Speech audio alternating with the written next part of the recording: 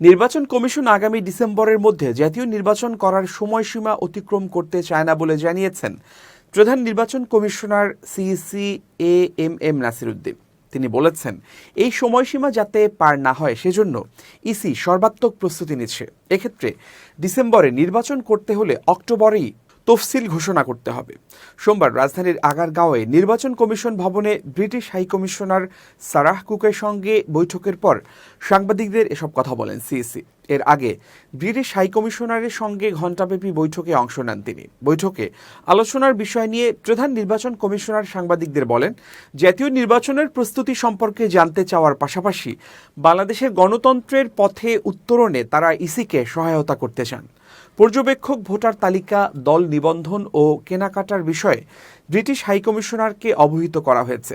নাসির উদ্দিন বলেন, তারা জাতীয় নির্বাচনে আমাদের প্রস্তুতি সম্পর্কে জানতে চান। এই গণতান্ত্রিক উত্তরণে তারা আমাদের সহায়তা করতে চান।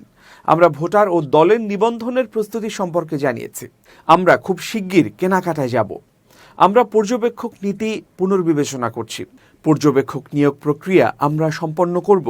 তিনি আরও বলেন, যেহেতু একটা সময়সীমা আছে, খুব সম্ভবত ডিসেম্বর, সেটা মাথায় রেখে আমরা প্রস্তুতি নিচ্ছি। ডিসেম্বরে নির্বাচন, তাই অক্টোবরেই তফসিল ঘোষণা করতে হবে। সময়সীমা যেন আমরা অতিক্রম না করি সেভাবেই প্রস্তুতি নেওয়া হচ্ছে বলে হাইকমিশনারকে জানানো হয়েছে।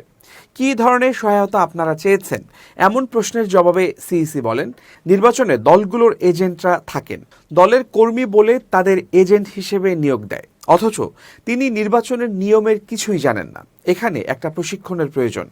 বিদেশি পর্যবেক্ষকরা আসার পর দেখা যায় তারা আমাদের নির্বাচনের পদ্ধতি সম্পর্কে জানেন না, আইন কানুন জানেন না। পর্যবেক্ষকদের প্রশিক্ষণের কথা আমরা জানিয়েছি। অপর এক প্রশ্নের জবাবে তিনি বলেন, আগামী জাতীয় নির্বাচনে প্রক্সি ভোট দেওয়ার সুযোগ পাচ্ছেন প্রবাসী বাংলাদেশিরা।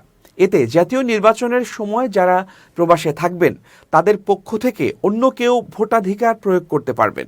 নতুন রাজনৈতিক দলের নিবন্ধন শুরুর প্রশ্নে সিইসি বলেন, এই ঘোষণাটা তো প্রধান উপদেষ্টা নিজেই দিয়েছেন। তিনি ট্রেনের হুইসেল বাজিয়ে দিয়েছেন যে নির্বাচন ডিসেম্বরে অথবা জানুয়ারিতে অনুষ্ঠিত হবে। পরে ব্রিটিশ হাইকমিশনার সারাহ কুক সাংবাদিকদের বলেন, নির্বাচন কমিশনের সঙ্গে আমার একটি অত্যন্ত ফলপ্রসূ বৈঠক হয়েছে। এটি তার এবং তার টিম যে কাজগুলো করছে সে সম্পর্কে জানার একটি সুযোগ। যুক্তরাজ্য বাংলাদেশে অবাধ, সুষ্ঠু ও অন্তর্ভুক্তিমূলক নির্বাচনের আয়োজনের পরিবেশ তৈরিতে সংস্কার প্রক্রিয়ায় ঐকমত্য গঠনে সহায়ক ভূমিকা রাখছে।